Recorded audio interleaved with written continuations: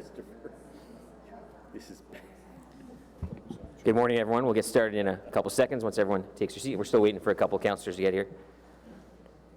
I was almost late getting here. I was coming down Colonel By, and then the Pretoria Bridge was up. I got out of the car, and I'm like, "Don't you know who I am?" How did that go? And the guy's like, "Bailey Salinger for the 1990s hit show Party of Five." So I got back in my car, and I waited.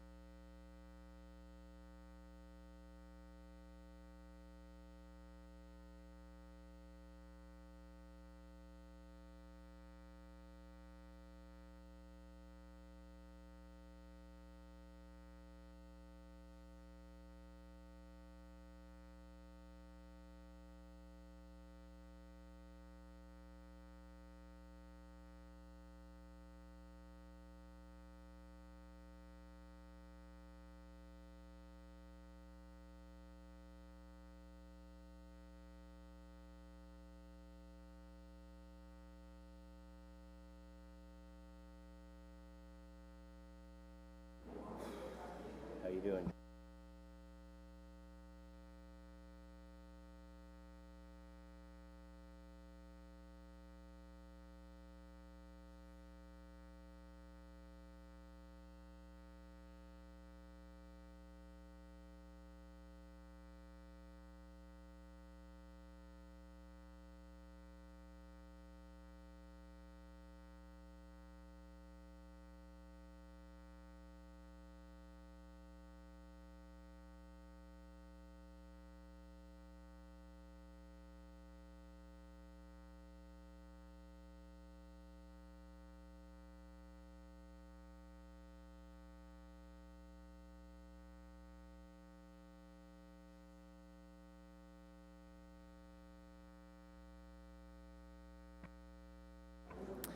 All right, good morning, everyone.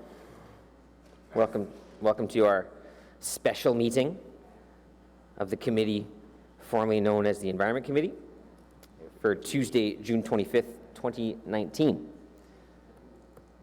So we do have quorum, just missing one member who I believe will be here, but we'll get going.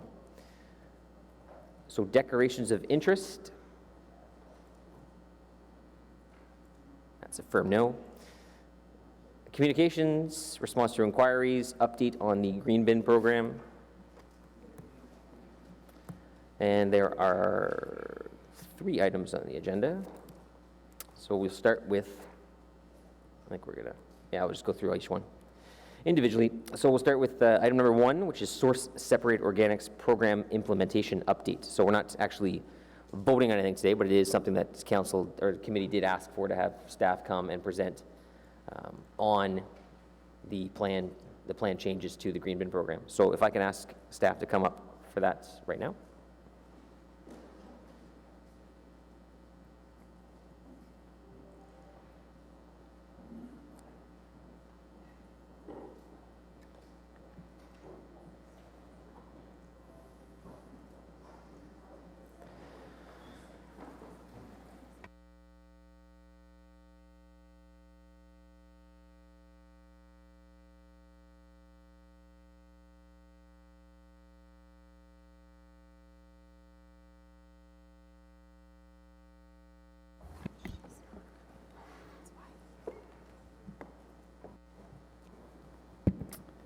So thank you very much. So we do have a number of individuals up here in front of us, because we're going to cover off a number of things, including the Hill and Knowlton report. Elliot Gauthier is here from Hill and Knowlton to discuss that report. We have Kevin Wiley, Marilyn Journeau here to discuss it as well as Nicole Hoover-Benash and Andrew Seymour-Lantier to talk about the communications plan. So we do have a group of folks here that are all going to cover off a number of things. So go nuts. Thank you, Chair. We're excited to be here today to share the details of the expanded green bin program launching on July 2nd. This expanded service allows residents to use plastic bags as an option to dispose of their household organic waste. It will also allow residents to put dog waste into their green bin on a weekly basis. As you will hear from my colleagues later in the presentation, allowing residents to use the plastic bags addresses some of the main barriers towards use of the green bin, i.e. the yuck factor and inconvenience. We know that the yuck factor is strongest during the heat of the summer months, so we have been working towards a summer launch for the best opportunity to increase participation in the green bin program. Last year, when we brought this to Council, you asked us to provide an update on the operational readiness related to the Renewy facility, the green bin and parks pilot, and the details of the communication and outreach plan for the expanded service. Well, Chair, you already introduced my colleagues, so I won't do that. You can do it again if you want. I mean, I don't want to screw you up in your presentation. No, I'll pass it. At this time, I'll pass it over to Marilyn Journeau. Thank you. Thank you, Kevin. Thank you, Kevin. Both the City and Renewy have been busy preparing for the July 2nd launch of the expanded program to include plastic bags and dog waste in the green bin. Before we get into the details of the implementation plan, I want to talk to you briefly about how we got here. The Green Bin program was first initiated by Council in 2006 in an effort to increase the life of the Trail Waste landfill site. In the early 2000s, it was projected that the landfill would reach capacity in 2009. There was also concern about the production of greenhouse gas emissions, like methane, that are being produced from organics being sent to landfill. At this time, Council recognized the financial and environmental benefits of diverting organic waste from landfill, and so efforts were focused on developing the Green Bin program. A contract was signed with Orgaworld in 2008, with the Green Bin program officially launching in 2010 and biweekly garbage collection starting in 2012. Due to issues early on in the contract, such as ongoing litigation, arbitration, and a 2011 audit, the contract was renegotiated. Council approved the renegotiated contract in 2018, ending years of litigation and providing residents with service enhancements to the Green Bin program. As part of the renegotiated contract, one of the Council-endorsed service enhancements is a reduced fee to include plastic bags and dog waste in the Green Bin, as a way to increase participation over the remaining 11 years of the contract. With the inclusion of plastic bags and dog waste being the first major change to the program in 7 years, Council directed staff to prepare a targeted, evidence-based communications and outreach plan. The direction from Council also addressed concerns raised by the audit of the corporate communications function, which found the original Green Bin program rollout in 2010 was not successful in identifying target audiences or providing tailored messaging. It was very clear to us that Council's expectation was that we come back with a robust, evidence-based communications plan, which you will hear about later in this presentation. To help us achieve Council's direction, we hired a global public relations agency, Hill & Knowlton Strategies, to conduct market research to provide information on attitudes, barriers, and behaviors related to waste diversion. Public information and media relations use that data to develop a communications and outreach plan with targeted audiences and strategic messaging. Elliot and Andrea will be providing you with these details later in the presentation. In addition to the communications and outreach plan, we have been working closely with Renewy to ensure that their facility is ready to accept dog waste and plastic bags.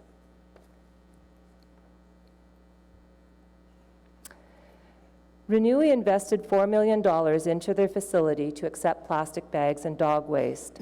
These upgrades are for improved odor control measures and the processing of plastic bags. Over the last year, staff have regularly visited the facility to monitor the progress and upgrades for the July 2nd launch. You might be wondering how exactly the plastic bags are removed from the organic material. The bagged organics are put through a shredder, which is shown in picture 1. The shredder rips open the plastic bags and removes the organics from the plastic bags. As you can see from picture 3, when the bags are ripped apart, they end up in long strips of plastic that can easily be segregated from the organics. The shredded organics are then placed into tunnels where temperatures are maintained at over 55 degrees Celsius for a minimum of 5 days. This process kills any potentially harmful bacteria that are in the organics. From the tunnel, the compost is then put through a screening process, which can be seen in picture 2. The screener removes any plastic bags and other contaminants, and these will be sent to landfill. The organics continue through the screening line to end up as a beneficial use product, which can be seen in picture number 4. As outlined in the March 2018 report, one of the requirements was that Renewy prepare an odor management plan. Council directed staff to bring in a third party to review this plan, and we retained Stantec Consulting to review Renewy's plan. Overall, Stantec found that Renewy's odor management plan was well developed and outlined sufficient control measures to manage, monitor, reduce, and prevent potential odor emissions. This picture shows one of 3 new ammonia scrubbers recently installed for air treatment. These will help to ensure that no odors are released from the plant with the introduction of plastic bags and dog waste. Finally, Renewy has a public liaison group that meets to discuss issues or updates regarding the Hawthorne Road facility. The committee held a meeting on June 19th, and another meeting will be scheduled for the fall. Internally, we've also been preparing our operations for the expanded service. We have over 2,000 green bids assembled and ready for requests. Ottawa.ca has been updated to reflect the expanded program, and key messages have been provided to 311. The solid waste bylaw has also been updated to allow plastic bags and dog waste in the green bin. We are also excited to be piloting green bins in 10 of our city parks, alongside with recycling and litter baskets. It will be a 1-year pilot that will be audited 4 times to determine what residents are putting in the bins and the contamination rate. We'll be bringing forward the results of the pilot in 2020, including recommendations on next steps. On June 13th, we held a technical briefing on the extensive market research and findings provided by Hill & Knowlton. Elliot Gauthier from Hill & Knowlton will now provide the key findings from the market research, followed by Andrea with a detailed presentation on the communication and outreach plan for the expanded service. Okay, thank you very much, Marilyn, and thank you all for having me here this morning. The research that we were commissioned to do was rooted squarely in the objectives set out and the recommendations from the 2011 audit, and those are to number 1, broadly measure public awareness of city communications and sort of rate them. Then gather citywide behaviors, and we did this through a robust research design, which I'll walk you through in a moment. And ultimately identify those target audiences, but not just target audiences, they're target audiences that are rooted squarely in their actual waste diverter behavior, attitudes, and values. And then ultimately test some tactics and messages and how we could bring this campaign to life. So the research methodology that we employed was a telephone survey of 2,100 residents.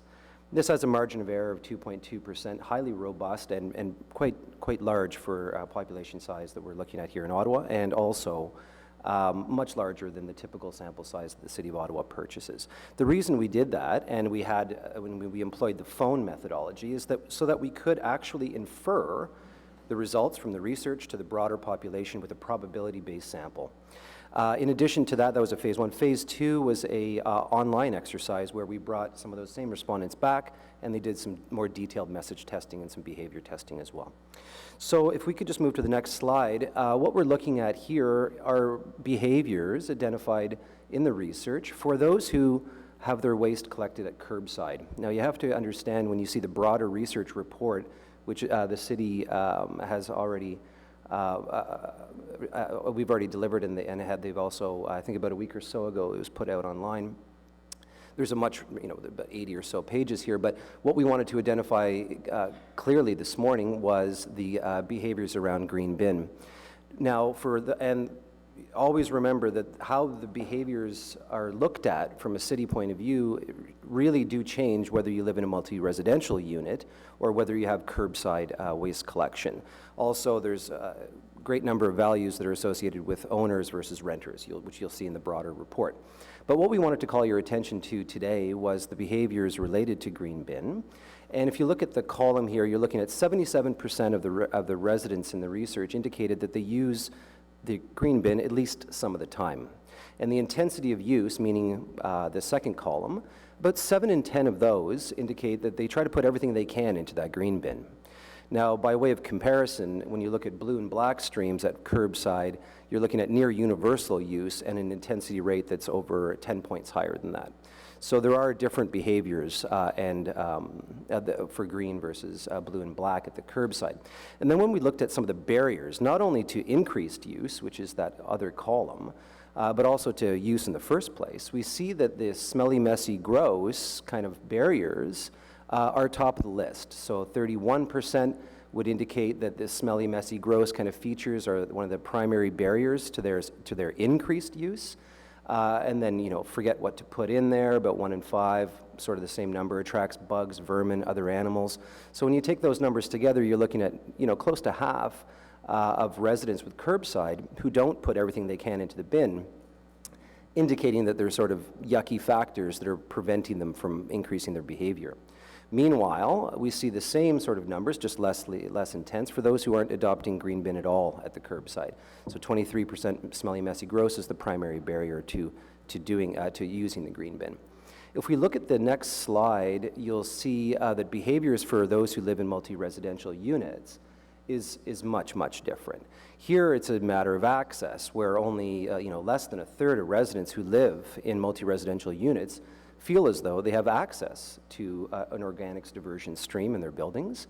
And then those who do, their intensity of use is much lower than at the curbside. So we're looking here about 45% putting everything they can into the bin, which is a dramatically different behavior than what we see at curbside.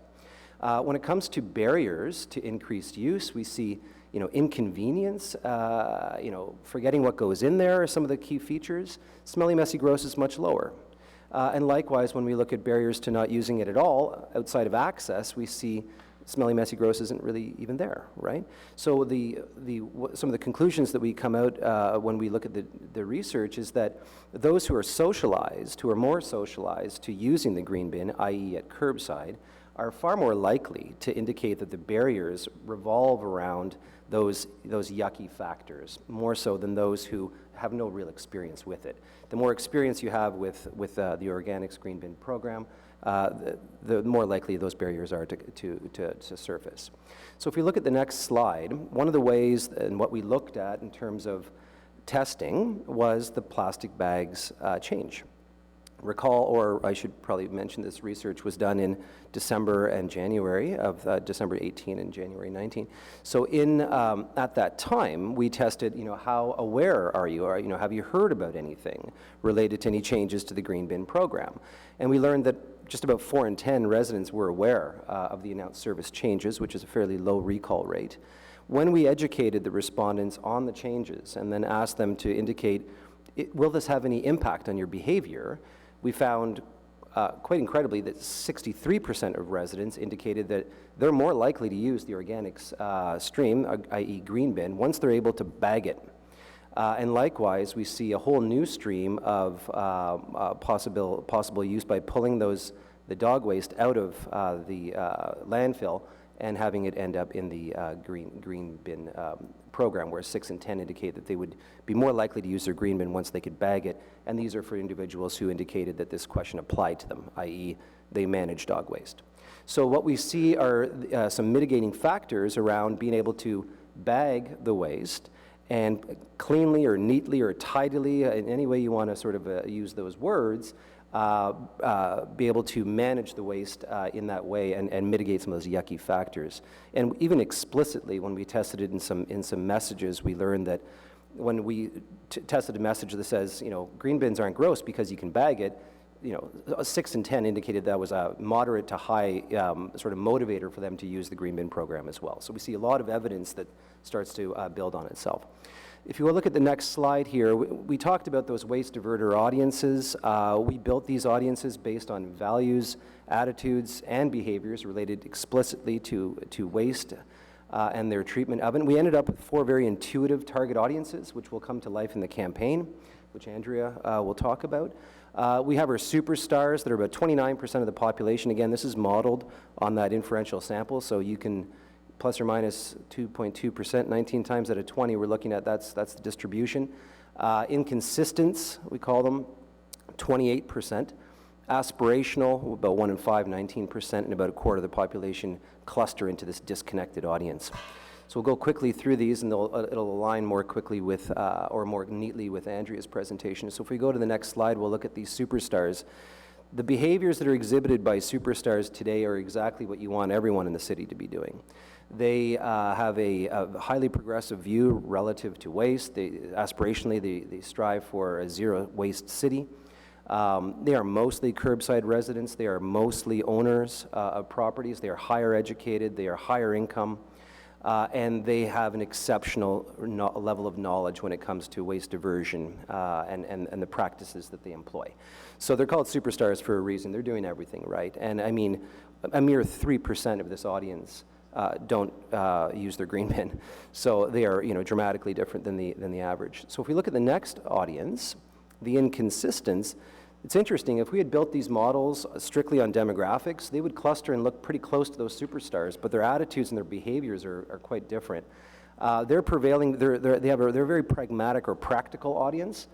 Their view is that they believe in recycling, but banning items or these other sorts of notions seem impractical and probably costly.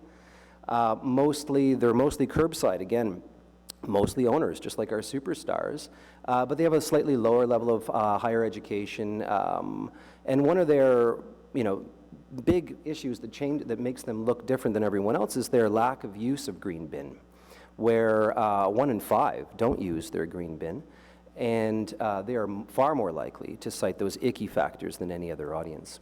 There's a lot of opportunity with this particular audience. If we look at the next audience, we have these aspirational group. They're mostly characterized by a deeds action gap. You throw any message at them about the value of doing this, recycling or composting or anything, they absolutely agree with the mission, but meanwhile their behaviors are not necessarily aligned with their values. Here we see a split. Here we see the multi-residential residents popping up. So here's about 50-50, curbside versus residential, also about the same split, owner versus renter.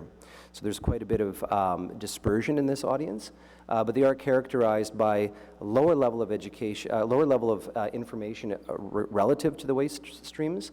They're also very infrequent users of that green bin program. So given their value set, a lot of opportunity, but meanwhile their behaviors aren't really translating.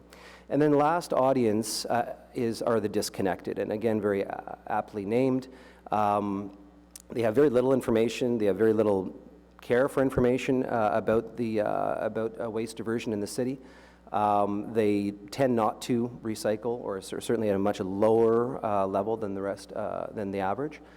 6 in 10 live in multi-residential units, a very young audience, and multicultural audience. So this is a group that is sort of the curbside. This is the potential superstar or inconsistence of the future, but currently today living in multi-residential units and not really plugged into the whole system.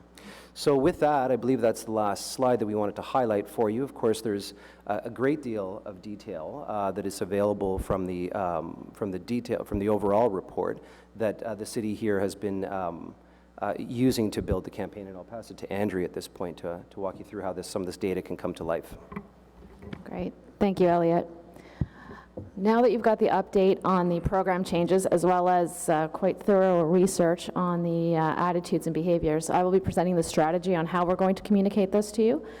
We will be looking at both the program changes, as in the change to accepting dog waste, as well as plastic. bags, but we will also be looking at how we're going to tackle the barriers. So what the research has said is the limiting factors to people using the green bin and what we're going to do about that.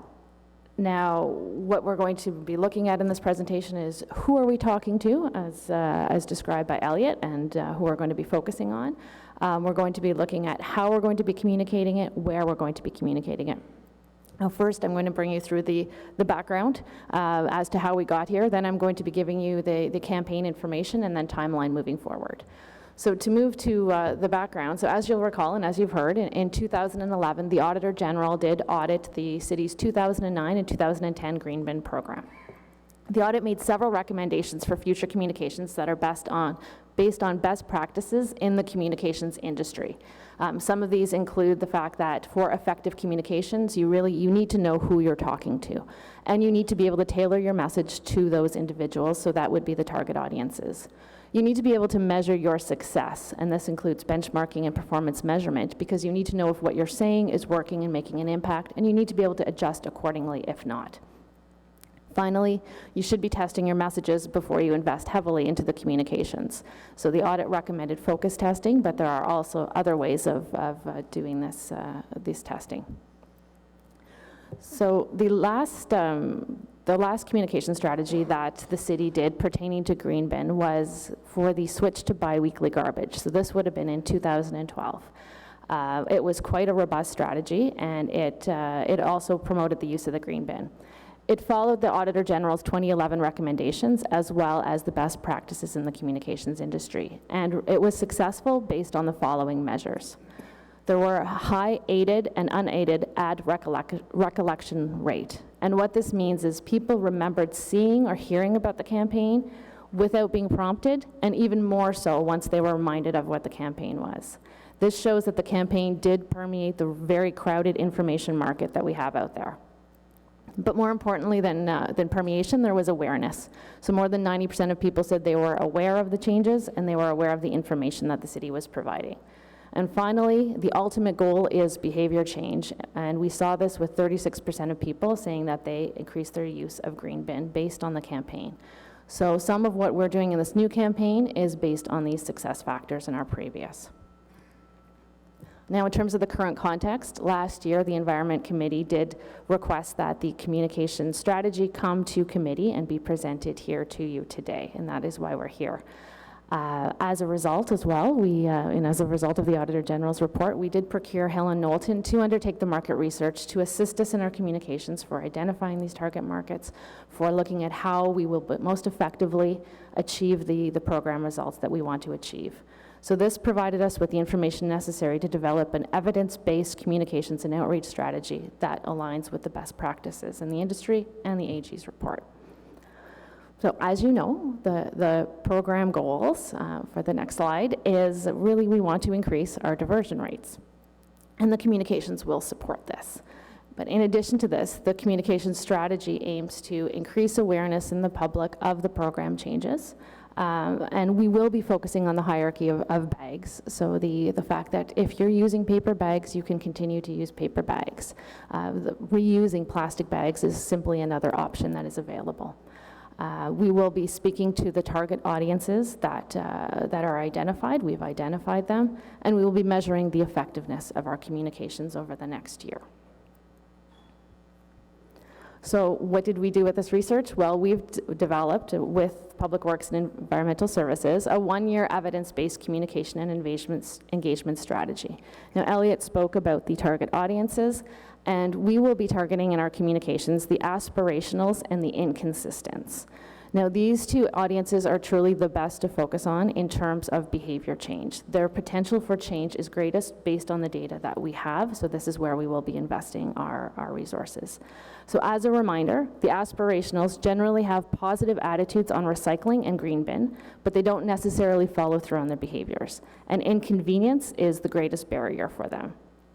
Inconsistents, on the other hand, are near universal users of the blue and black bin, but about 1 in 5 don't use the green bin, and gross ick factor is their main barrier. So As I mentioned, this will be a two-phase campaign, and I don't want to get too complicated, but I will break it down for you to demonstrate how each campaign is actually going to have several sub-campaigns with them, so bear with me.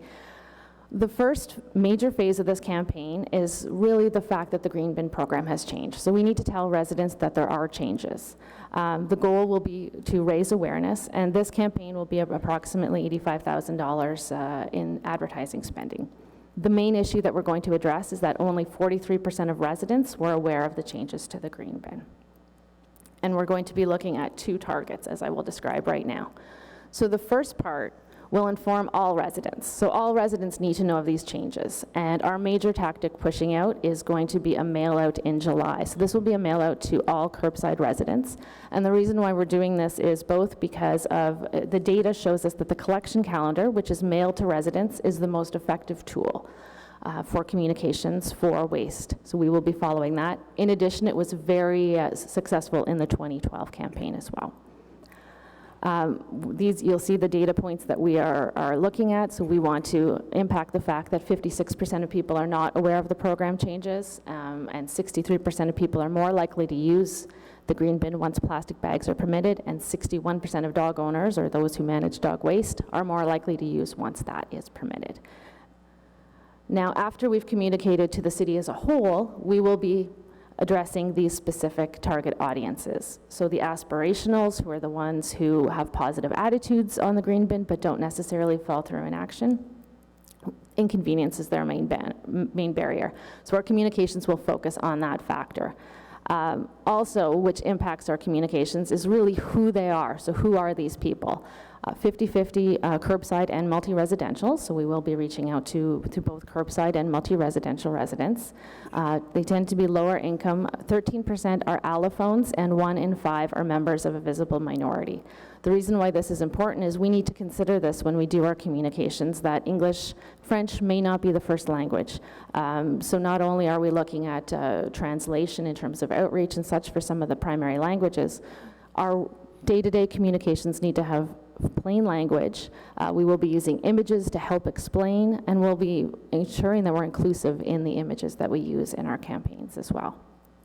You'll see the largest concentrations of the aspirational are in the above wards, which are Bay, College, Rideau Vanier, Somerset, Alta Vista, and Cumberland.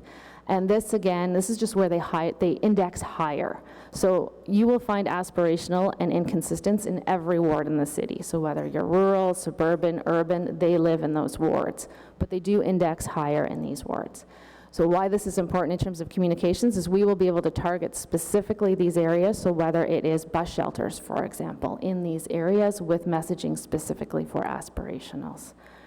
Similar in our outreach, when there's door-to-door, this is where they will be knocking on doors. So moving on to the third phase of the general awareness campaign, we will be focusing on the inconsistents. Again, these are the near universals of blue bins and black bins, but the gross factor is what they don't like. So what's important here is they are the ones most likely to increase their green bin use if plastic bags are allowed. So that will be an important message, but again, we will still be focusing on the variety of options as well.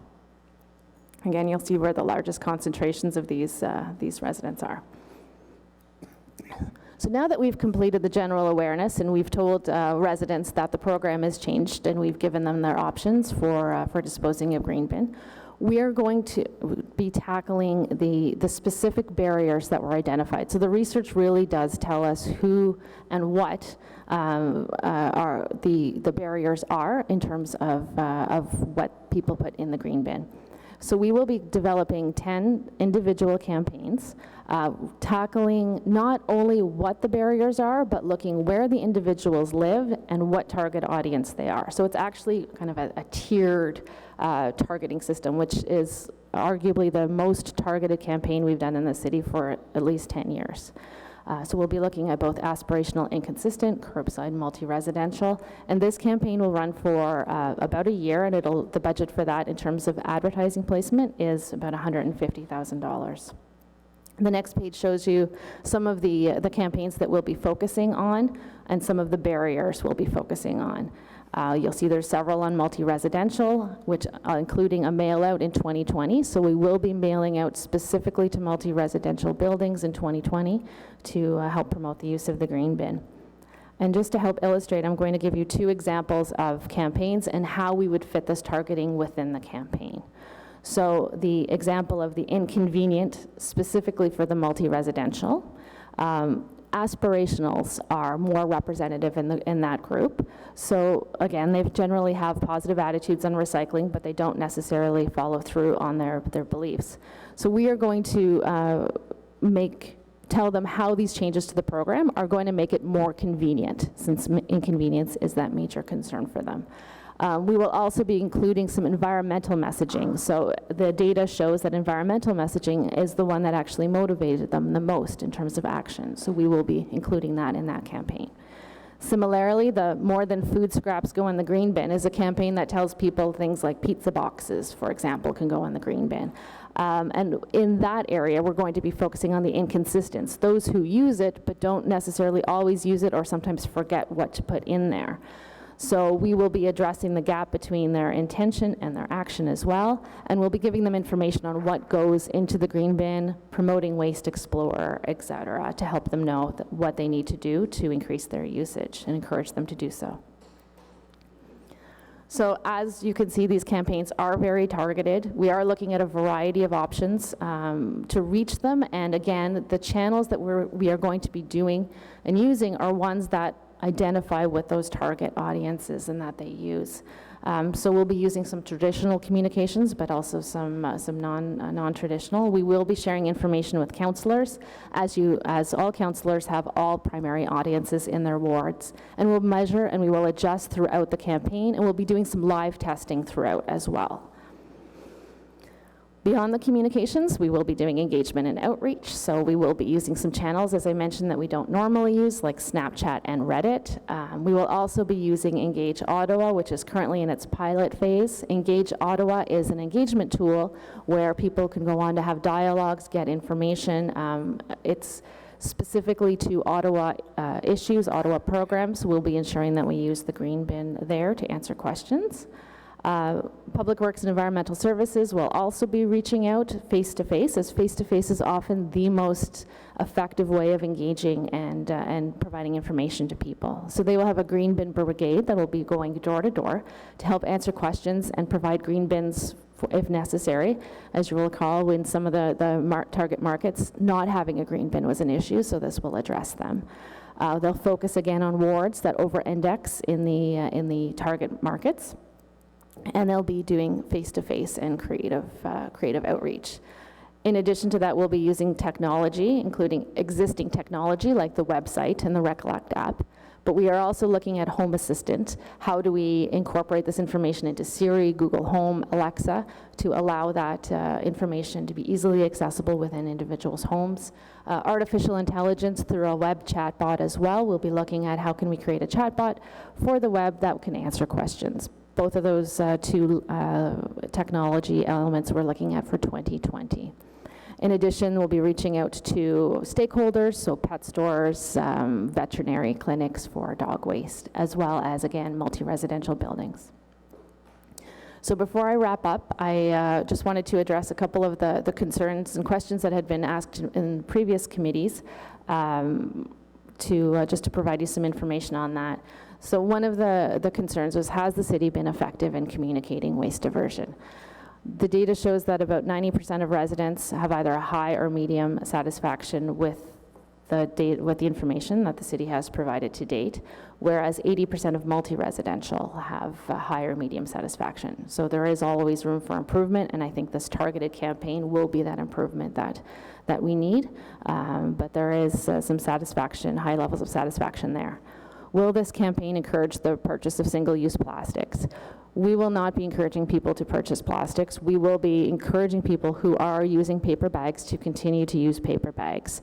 Those who do choose to use plastic, we will be encouraging reusing plastic. So when you think of milk bags, for example, that is an option. Things that are already out there that can be used. Finally, how will the city work with stakeholders? Well, as you've seen, we are undertaking a robust engagement and outreach plan. So finally, in terms of next steps, if you look at the rollout, we are currently at June 25th at the special meeting. We will be launching the phase 1 of the general awareness campaign tomorrow, starting out with some initial, and that will extend into the next month, but more will be coming out as a phased. So you'll be seeing more coming out next week, in July 2nd, and the week after that as well. Throughout July to December this year, we will be monitoring, evaluating, and readjusting as necessary, and that will continue into the new year. We will be doing some early market research at the end of this year, beginning of next year, and that's specifically on ad recall to ensure that we are making it into the market and people are seeing and hearing it. The source-separated organics program will report back to committee, and we will include some communications findings in that. And then finally, we will also be doing some follow-up market research to ensure that we have made the impact that we intended to in Q3, Q4 2020. And with that, I would like to hand it back over to Marilyn Chernow. Thank you, Andrea. So we're very excited about the rollout of the Enhanced Green Bin program starting on July 2nd. Based on the data from Hill and Knowlton, we know that more people will participate in the Green Bin program and that this will divert waste from the landfill. So just to summarize what you've heard today, the Communications and Outreach Plan will provide targeted messaging to targeted audiences. We'll continue to encourage residents to use paper-based products for packaging their organics, such as wrapping your organics in newspaper, tissue boxes, and cereal boxes.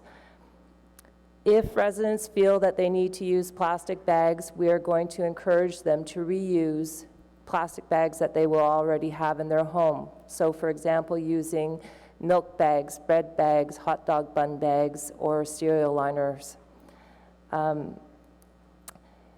Council, you've been clear and consistent with your messaging about diverting organics from landfill. We now have data on who we need to target our communications and outreach programs to raise our waste diversion rate.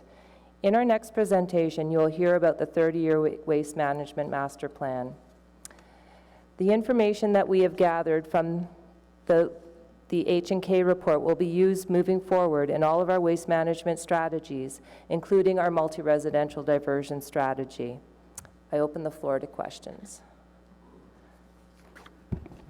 Thank you very much, everyone. Appreciate taking the time this morning to go through that. And the study, one, from city staff to commission it, but also the results of it, I think, are quite beneficial, not just for this, but as Ms. Renaud mentioned, using it going forward through our solid waste master plan, because I think there's a lot of good information in there as to how we can address some needs going forward, but also how we speak to certain people in the community, and that, like you said, it's not a one-size-fits-all approach. We can't do that.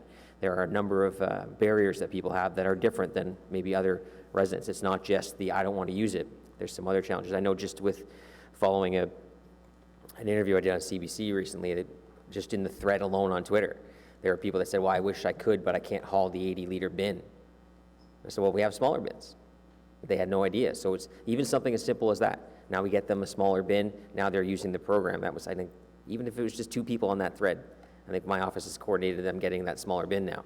It brings people in that maybe weren't there before. So I think there's a lot of stuff we can keep doing here, but I know this is a great start to go in that direction. So we don't have any delegations, so we'll go straight to questions from members of the committee. We'll start with Councillor Brockington.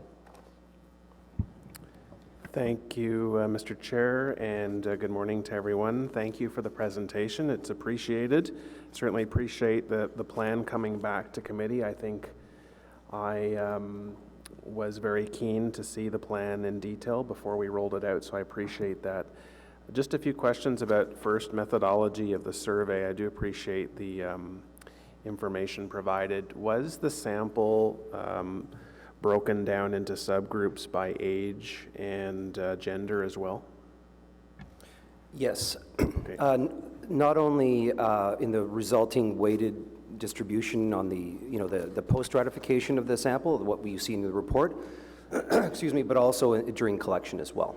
Okay, and the telephone survey, did it include landline and cell phones?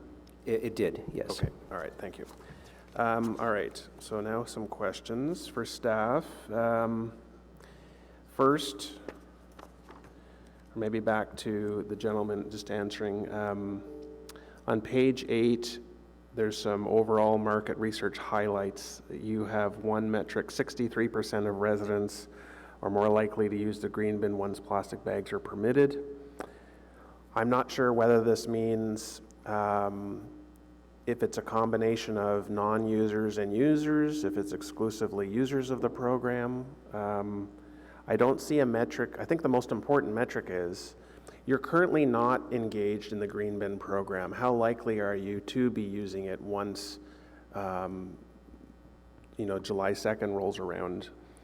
So can you just talk, what does this 63% mean? And did you actually ask the question of non-users, will you now use it as of July 2nd? The 63% is all residents, so the data is available to be cross-cut by users, non-users, or any audience.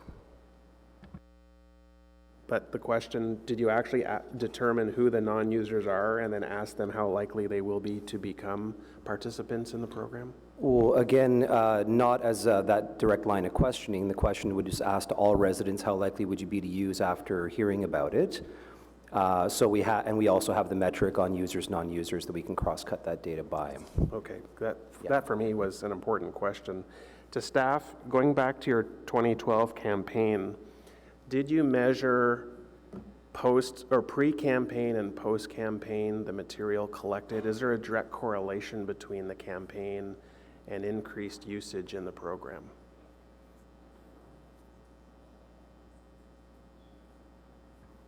I can speak to that was aligned with the 2012 service level change where we went to bi-weekly garbage. We did see a significant bump up in participation, not only in the green bin program, but in the blue and black box program. So there is multiple issues at the same time coming forward. So this, in my mind, will be the first real opportunity to gauge whether our communication strategy is effective, because I think going to weekly organic collection is significant, and it would be hard to skew from that experience whether the campaign was effective or not. Don't read me wrong, I think what you've outlined for your campaign is pretty solid. I just want to make sure that we know these campaigns will be effective. We just mailed out the waste collection calendars to people across Ottawa. Why couldn't we have included it and avoided a second mail out for the changes coming July 2nd?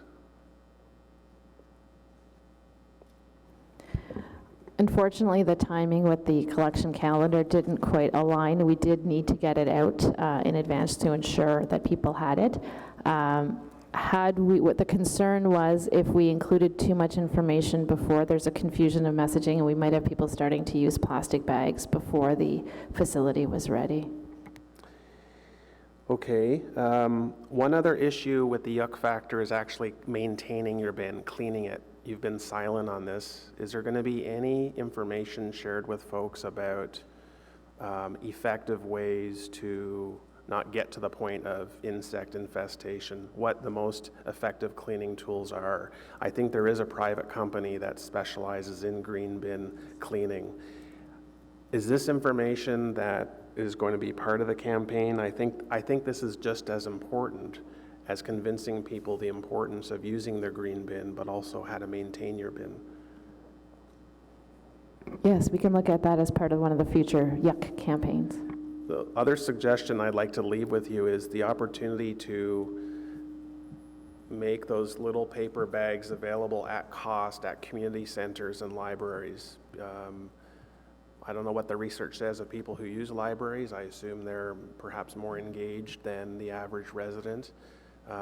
That's just an assumption, but if we can maximize opportunities at our city facilities for people to, as part of your campaign, acquire these bags. I don't want to put private companies out of business, but I think we need, for a short period of time, to make these available. So I've suggested this before, and I think, at the front counter, that could be an option. Mr. Wiley, I just want to ask you a question, and I don't mean to put you on the spot, but how are you yourself as the general manager going to measure success? We have a 44% participation rate. How are we going to be able to hold you accountable that this was successful? Do you have targets set that you expect this to be 60%? Are you going to be satisfied if we hit 65%? We all agreed that 44% is not acceptable. You're the head honcho leading this campaign. What does success mean for you? Chair, very good points. I think there's two questions there. One is how do we measure participation, and we do regular set-out surveys, et cetera, along with our waste audits, and that's how we monitor participation. The second part of the question, and certainly as the general manager, and I can speak for solid waste staff, we're not happy with what the results. I've said that before in the past. We're certainly not happy. But that's the purpose of the solid waste master plan. We're coming forward with that plan. We'll be recommending, we'll be consulting, and then we'll be recommending diversion targets to council for adoption. So I think that's probably the best way to go forward on that front. Finally, I've heard Mr. Chair, Ms. Journeau say in the past that in jurisdictions that have allowed the use of paper bag, there was an almost 10% increase overnight. I believe those were the words. Yes. In the participation rate, are we expecting a similar bump in Ottawa? Yes, we are. Okay, very well. Thank you, Mr. Chair. Thank you. And just to be clear, we've actually tied Kevin Wiley's salary directly to waste diversion. So we monitor it bi-weekly, and if by Wednesday night our numbers aren't where we think they are, Thursday morning he doesn't get paid. It's a very effective strategy that we'll be using going forward with all staff and councillors as well. So, Councillor Menard, you're next. Thanks very much, Chair. On that point, how often will we get updates back to the committee in terms of utilization rate or participation rate in the green bin program, and how the plastic bags may or may not be having an effect on that program? As part of the Waste Management Master Plan report that we'll be speaking to next, we will be coming back to council in January of 2020 with some updated numbers. Okay, so January, so it's about 6 months, 7 months away. Or maybe I should say Q1 of 2020. Sure, Q1 of 2020, and we'll see an update on how the green bin usage has been affected by the campaign and by the plastic bags. Okay, that's helpful. In terms of the quality of the organic material produced, do we take a sample before this program is being implemented, or several samples, and then are we going to be sampling after, say, 6 months down the road, to look at how the quality's been affected of the organic material being sold? Our contractor, Renewy, is responsible for meeting all ministry standards and regulations with regards to their compost. So they have a mandated sampling program, and they have to provide the results to the ministry. So we actually don't take samples at their facility, but we have access to all of their data should we want it or need it.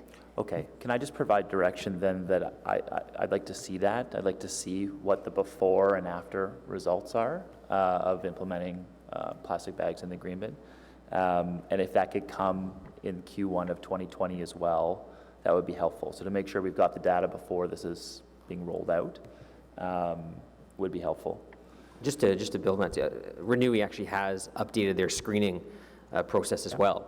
So where we did see a presentation, I know previously about some stuff getting through, they've updated their screening process, so that is less likely to happen going forward.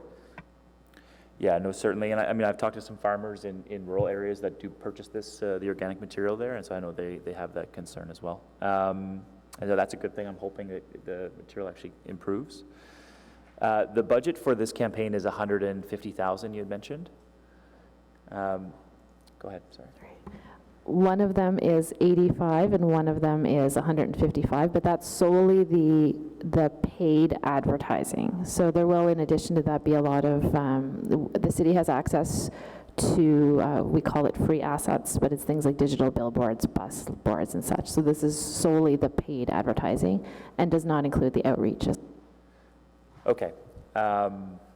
I've seen statistics about the city of Ottawa versus other major cities in Canada and how much we spend on education of our residents of what can go where, blue bin, black bin, green bin.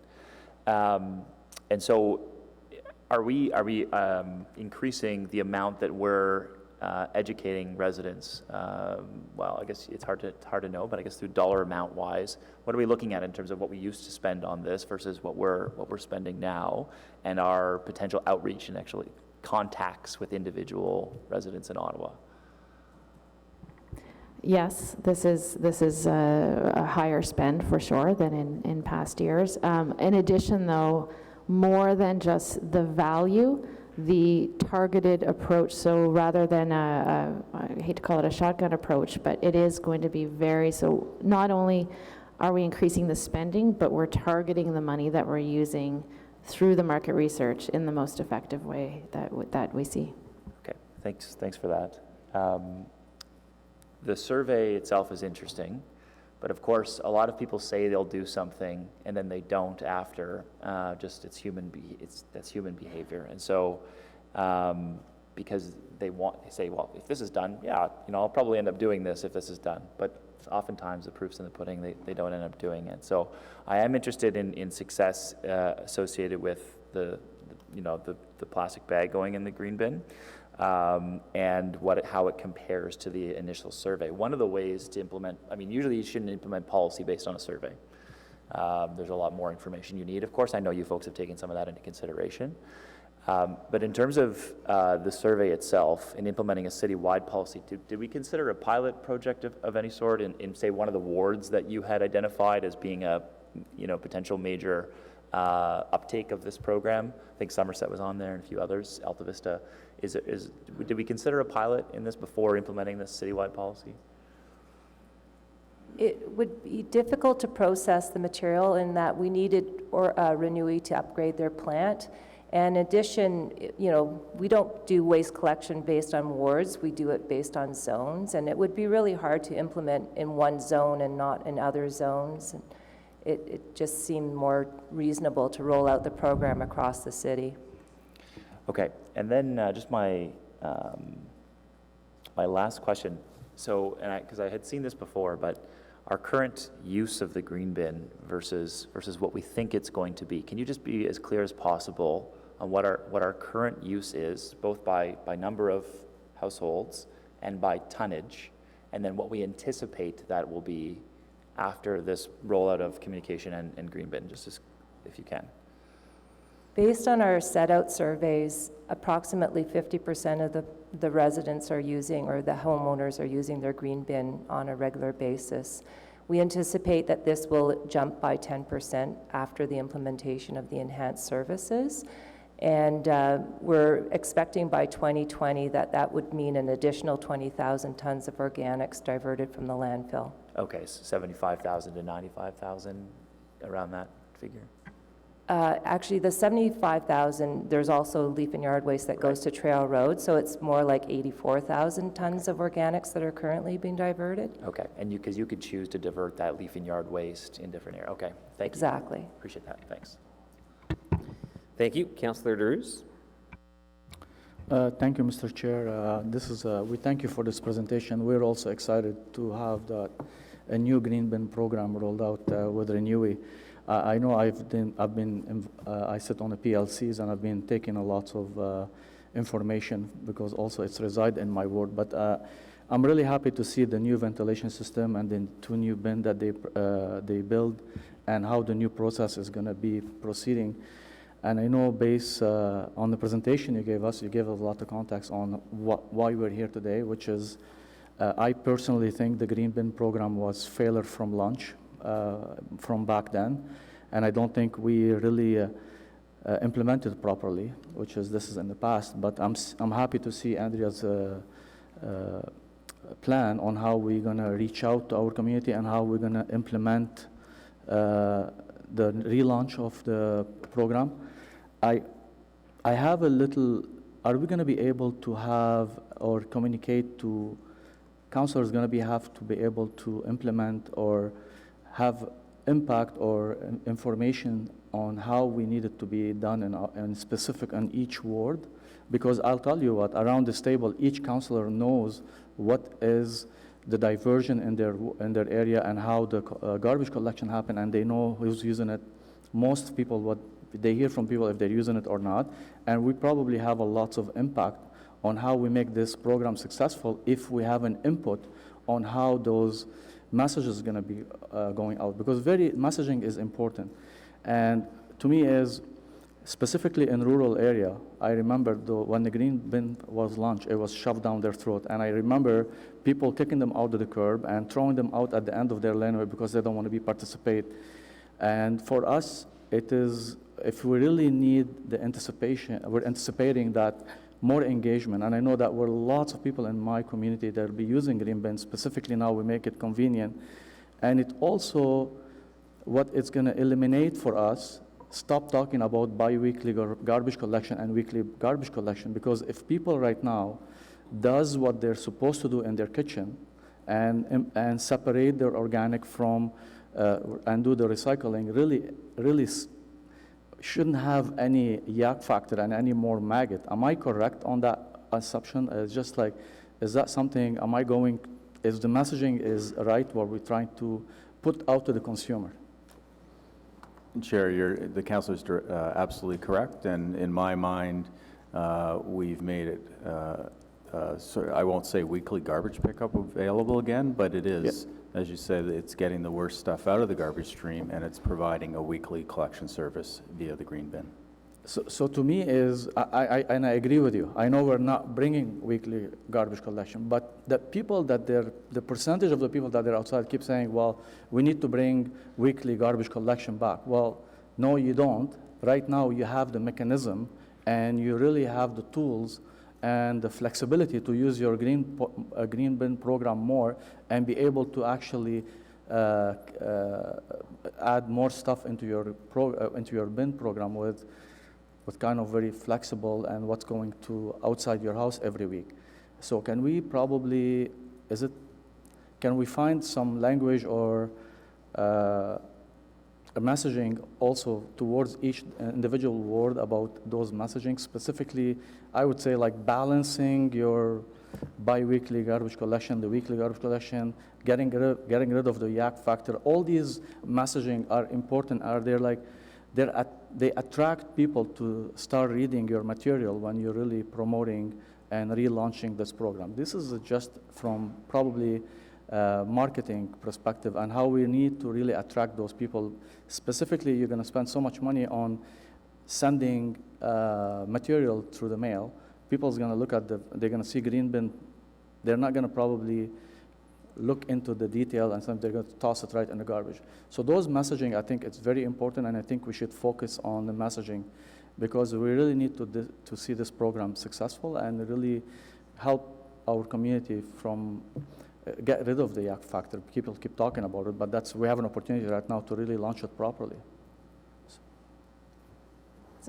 Chair, yes, we'd be happy to meet with the various offices to receive some input on specific regional, we'll call it local issues. The general information that we'll be focusing on will be the aspirationals and the inconsistent because they are everywhere, but I do understand that there may be some differences.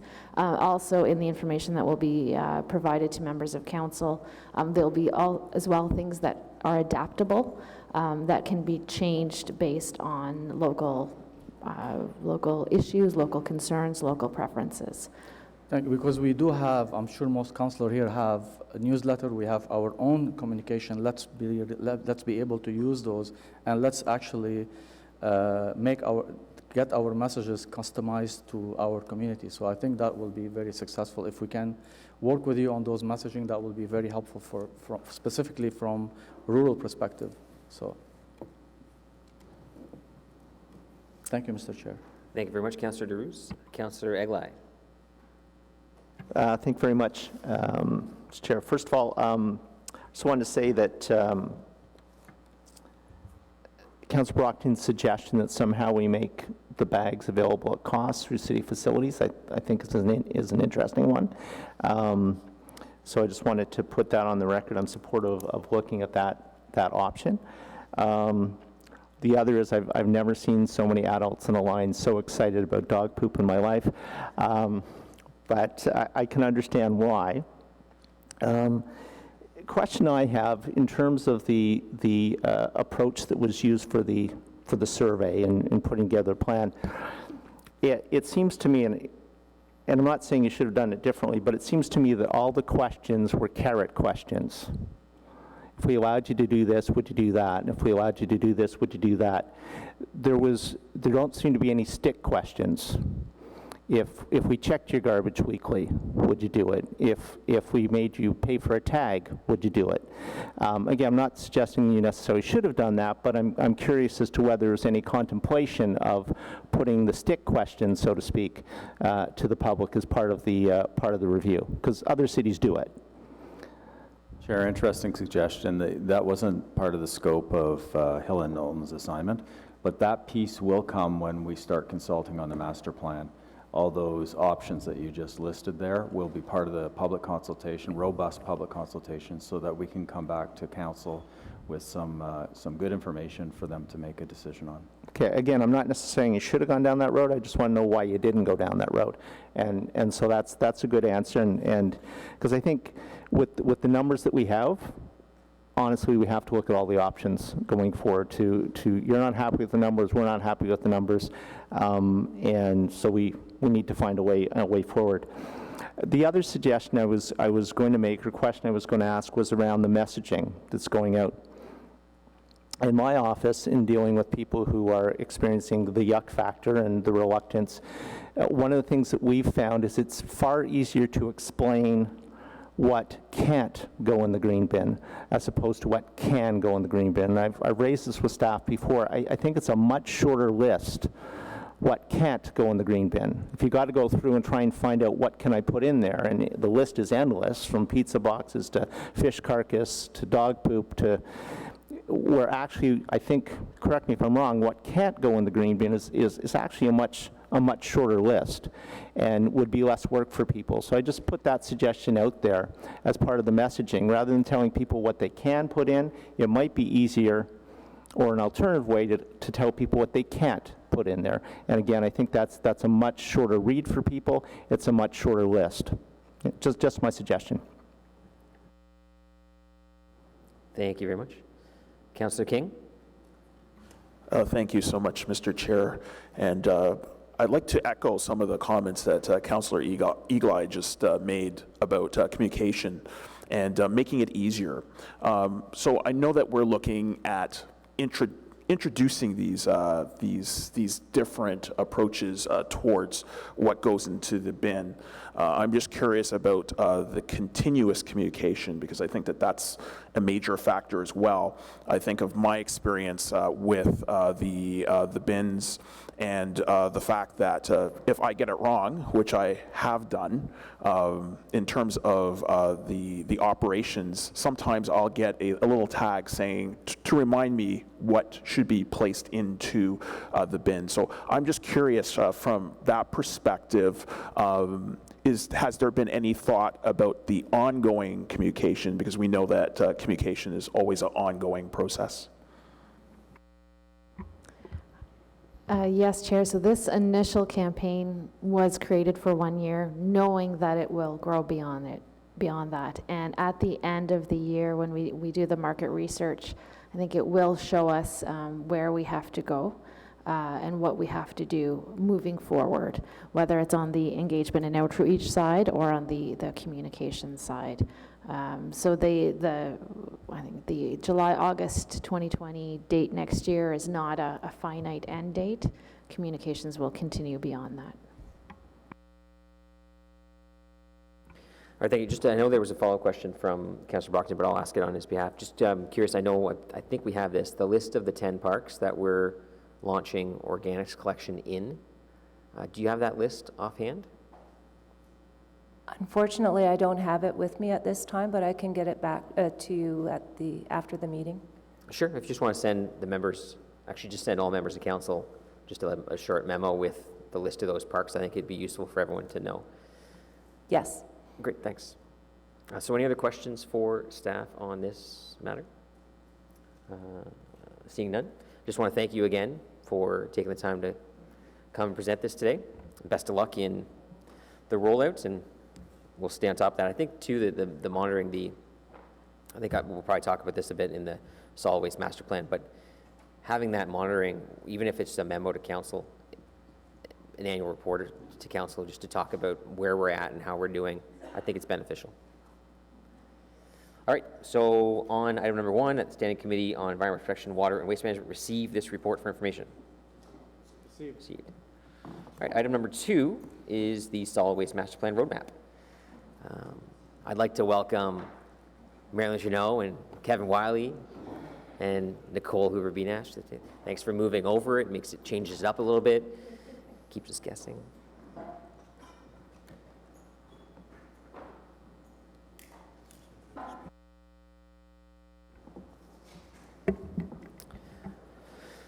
All right, so I'll let Kevin go with his presentation. This is the start of what will be a approximately 2-year process to review our waste master plan. And we talked about in the last issue looking at options. Councilor Eagle, I mentioned options. The idea here is we're going to look at all options. There's not, at this point, phase 1 into phase 2, there's no options that aren't on the table. We want to know everything that's going on, what's available to the city, what can we do. This study won't, this review won't preclude anything as we go forward. The only things I will say is that the 2 final options in the long list of options that would be tied for last place would be siting a new landfill and doing nothing. So everything else above that is on the table. Kevin? Thank you again, Chair and members of committee, for having us here to talk about the recommended roadmap for developing what will be the city's 2nd solid waste master plan. Marilyn and I are aware, as you all are, that waste collection and diversion is a service that Ottawa residents care deeply about. Marilyn and I both started our careers in solid waste back in the 80s, and I believe I speak for both of us when I say that we're both very confident that the city Do you know what else happened in the 80s, Kevin? I was born in the 80s. I had a polyester suit in the 80s. Sorry to interrupt you.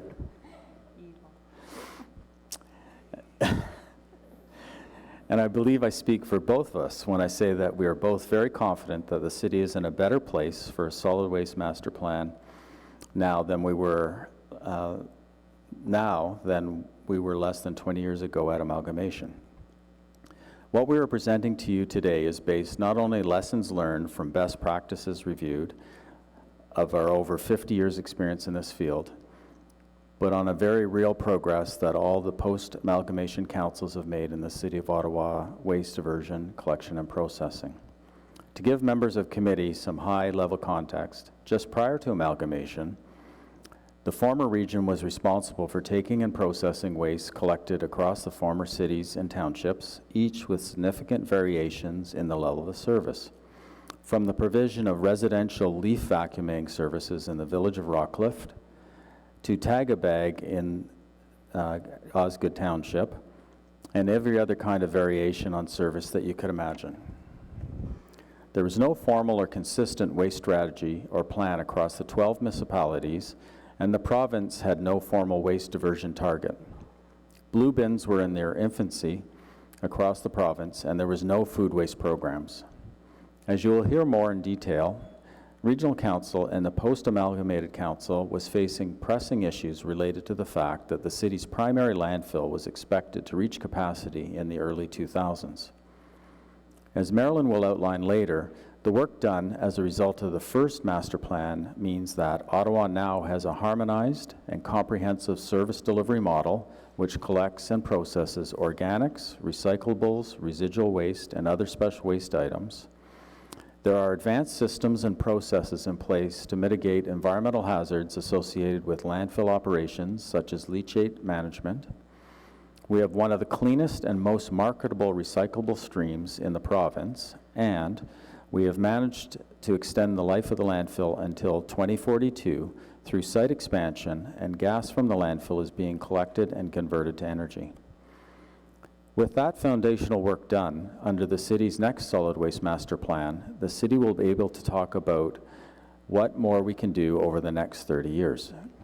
Before I pass things off to Marilyn to provide you with a snapshot of existing operations and our recommended approach to updating the Solid Waste Master Plan, I would like to state that although today's conversation won't be about all of the different options and technologies for how to deal with the waste in our city, the process we are recommending to you today is designed to be an open to and inclusive of all options and best practices in use and at the leading edge today. Today is the start of a 2-year conversation with committee and council setting the stage for options. Will be identified, consulted on, evaluated, and recommended as part of the city's new Solid Waste Master Plan. Now I'll pass it on to Marilyn.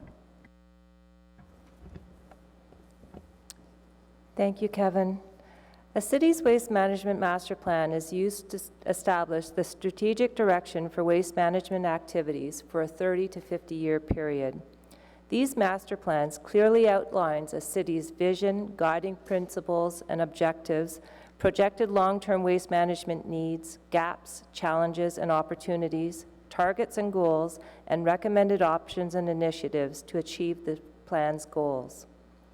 These strategies are ultimately designed to ensure a municipality's waste is strategically managed in the most sustainable manner in the long term.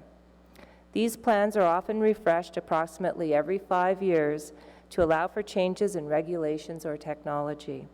This approach is consistent with what staff are proposing for Ottawa and is the focus of today's presentation.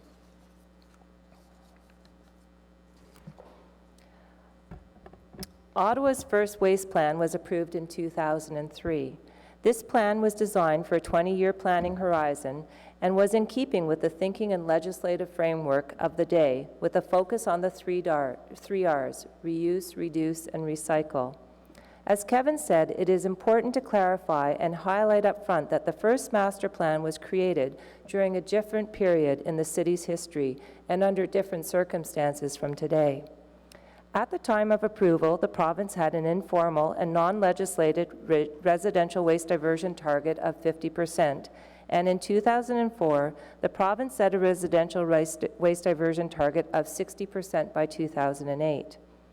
In 2003, the city's waste diversion rate was estimated to be at 31%, and the trail waste facility was expected to reach capacity in 2009. Extending the life of the landfill and improving how we manage leachate was a priority during this time, as the council of the day was well aware of the fact that siting a new landfill can take almost 10 years and cost several $100 million.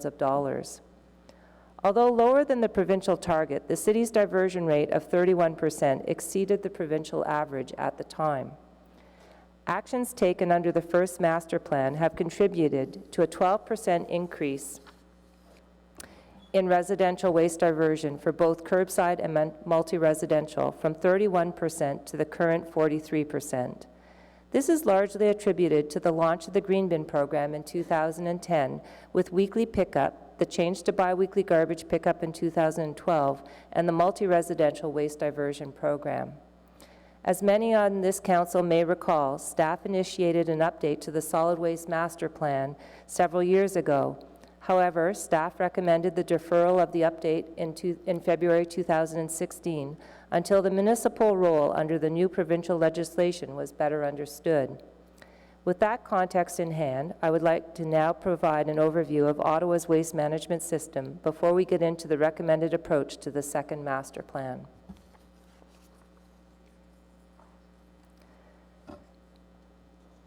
Solid Waste Services is currently responsible for providing the collection, processing, and disposal of household waste for all residential and multi-residential properties in the city.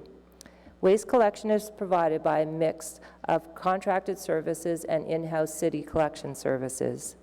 These individuals work year-round, performing physically demanding work in the most trying of temperatures and harshest weather conditions, and provide excellent high-quality service to the residents we serve. These everyday services are provided for the following 4 waste streams: the green bin, the blue bin, black box, and residual waste, which ends up at landfill currently.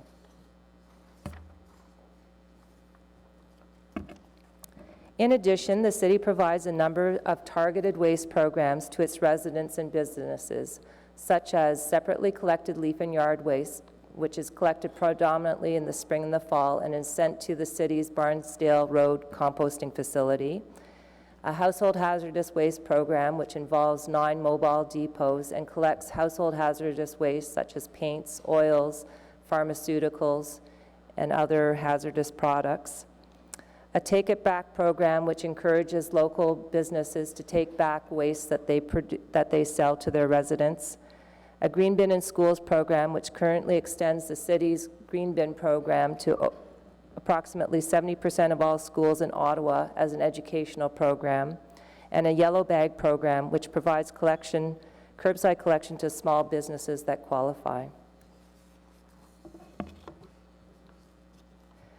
Materials from the blue and black box are sent to Cascades Recovery, which processes and markets the black box materials. These materials are collected and processed separately, which results in a high-quality, marketable product due to the clean recycling stream.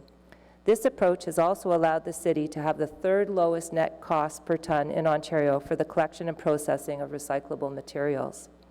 In 2018, the city diverted over 19,000 tons of blue box material and over 37,000 tons of black box materials and generated revenues of $8.3 million.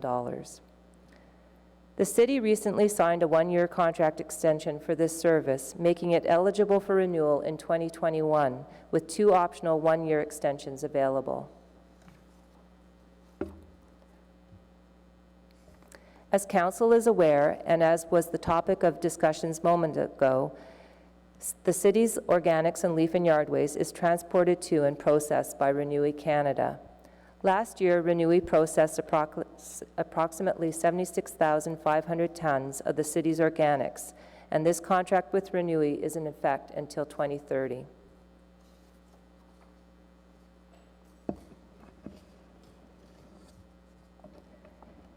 Any materials from the city's curbside and multi-residential collection which are not diverted through our diversion programs are sent to the Trail Waste Facility for disposal.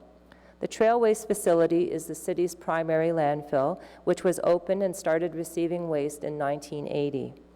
The Trail Waste Facility has an approved capacity of 16.9 million cubic meters and a projected life expectancy of 2042. With extremely limited ability to expand this landfill any further. As indicated earlier, this means that the city expects to begin planning for a new landfill or alternative technology in the early 2030s at the latest, with the cost expected to be several $100 million. In 2018, the Trail Waste Facility received approximately 136,000 tons of curbside waste and approximately 50,000 tons of multi-residential waste.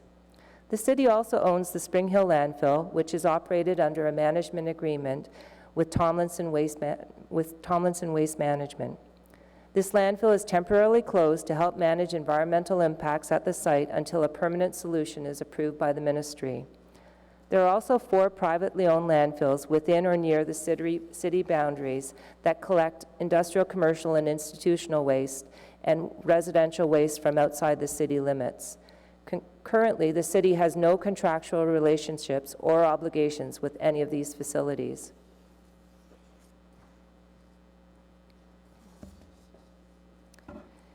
In order to understand the current waste management context and landscape, it is important to understand the current waste management context and landscape. In Canada, all 3 levels of government have a role to play in waste management. The federal and provincial governments are primarily responsible for establishing waste reduction and diversion policy, regulations, and programs.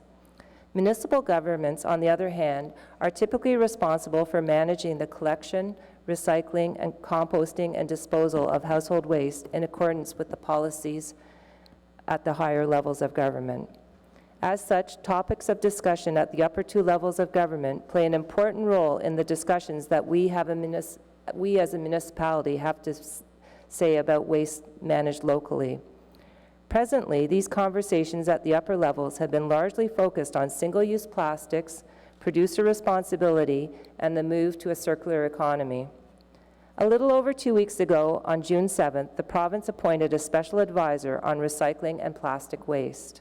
As part of this appointment, the special advisor will provide the minister with a report this summer on how to tackle plastic waste and litter, including policies which enable diversion in the IC&I sector, improve recycling,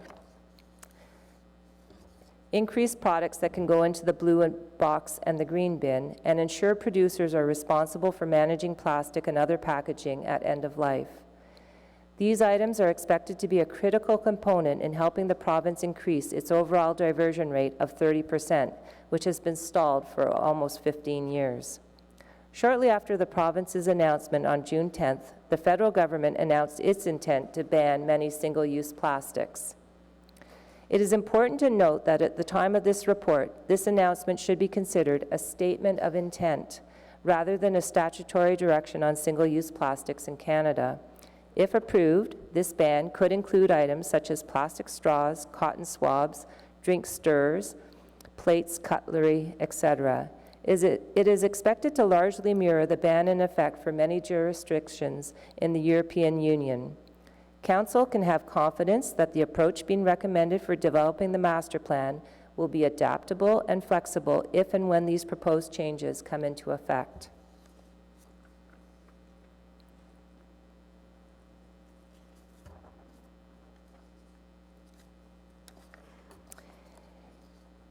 In preparing for the city's second solid waste master plan, staff conducted a municipal best practices review for all waste management master plan development. Staff's review found that all municipalities followed a phased approach that evaluated the current state, desired future state, and options to reach the future state, and was usually spread out over 3 or 4 more phases. Staff also observed that municipalities usually adopted a 30 to 50-year planning horizon with options segmented into short-term, medium-term, and long-term. These plans often included commitments for a review of approximately every 5 years. Lastly, it was noted that these plans usually required at least 24 to 32 months to complete, given the extensive research, analysis, and public engagement and consultation required. Another crucial component of solid waste master plan development in other municipalities was the concept of public engagement. As indicated in the following excerpt, this engagement component is critical to the success of any waste plan to ensure the plan is robust and well supported, as well as to ensure that innovative ideas come to the forefront for consideration and evaluation. Staff intend to actively engage with the public throughout the master plan's development through the use of a consultations and engagement plan, which will incorporate best practices learned from the Central Library and Stage 2 LRT projects.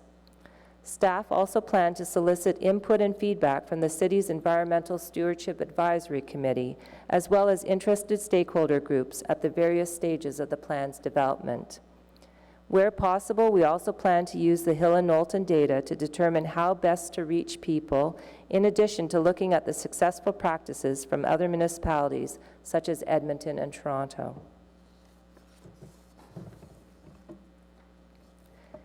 Similar to what other municipalities have done, staff is recommending a 3-phased approach to develop the city's second solid waste master plan over a 30-year planning horizon. This plan will provide the overall framework, direction, and goals for solid waste management, diversion, and reduction policy over the short, medium, and long-term horizon. The plan will be developed using research, data, best practices, an understanding of the legislative framework, and extensive feedback from the public and stakeholders throughout the entire development process as cornerstones of the development plan. The project will be funded through approved dedicated solid waste capital accounts, which currently have $1.3 million available for the development of this plan. This is in line with what other municipalities required for developing their plan. The first phase will begin immediately upon Council's approval of this report, and it is scheduled to be complete by the end of Q4 this year. The objective of this phase is to establish a common baseline for the conversations to take place in later phases of the plan's development. This would be achieved by providing council with a detailed overview of current waste diversion or waste reduction, reduce, collection, processing, and disposal programs, an overview of existing waste facilities and contracts, waste composition overviews for curbside, multi-residential, parks, and public spaces in city facilities, an overview of the legislative toolkit the city has available to influence waste management in the city, including the industrial, commercial, and institutional sector, and a comprehensive consultation and stakeholder engagement strategy for phases 2 and 3. This information will be provided to council through a staff report with an accompanying current state tech memo. Phase 2 will begin immediately following council's approval of the Phase 1 report, which staff expects to take place in Q1 2020. The objective of this phase is to begin discussions on the vision, guiding principles, objectives, and targets that will provide the framework for the plan. This will be achieved by providing council with an independent comprehensive needs assessment, including long-term waste and population projections in the form of a tech memo, an overview of the gaps, challenges, and opportunities by comparing the Phase 1 current state with the city's projected future needs, a summary of the various service delivery options, alternative technologies, and policy instruments, an overview of the evaluation process used to select and prioritize the options recommended for implementation in the draft plan in the form of a second tech memo. As indicated previously, public engagement and stakeholder feedback during this phase and the subsequent phase will form a critical component of this discussion leading up to the final draft plan. In the final phase of the Solid Waste Master Plan, will begin immediately following council's approval of the Phase 2 report, which staff expects to take place in Q2 2021. The objective of this phase will be to engage council, members of the public, and other stakeholders to provide their feedback on the recommended options and the proposed approach to implementation. This will begin with bringing forward a report to council on the draft plan to obtain feedback on the recommended options. Where appropriate, input from this final step in the consultation process will be incorporated into the final plan. The final plan would then be presented to council for approval by the end of Q4 2021. Any recommendations approved that impact solid waste collections contracts will be concurrently reported on in Q2 2021 for implementation in 2023 once the contracts are retendered. As with the first master plan, there are a number of component projects and initiatives that will be undertaken in conjunction with the development of the master plan, which are outlined on this slide. The work on these products will feed into and align with the master plan and will not compete with it.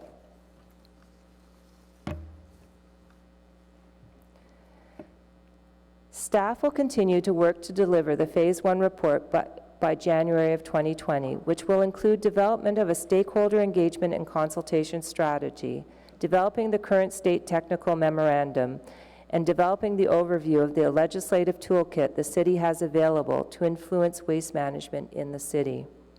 Furthermore, to support this project, staff are also recommending that a councillor sponsors group be established to work with staff over the 2-year duration of this project, as noted in this report. If approved by council, staff will work with the clerk's office to solicit interest from members of council and will work to recommend the final membership to be approved at the next council meeting, or committee meeting, sorry. This concludes our presentation on the recommended roadmap for developing the city's second solid waste master plan, and we would welcome any questions or comments that you may have at this time. Thank you very much. We do have a speaker, a delegation on the matter, so I'm going to invite Duncan Burry with Waste Watch Ottawa. And following that, we'll go to any questions that we have for staff.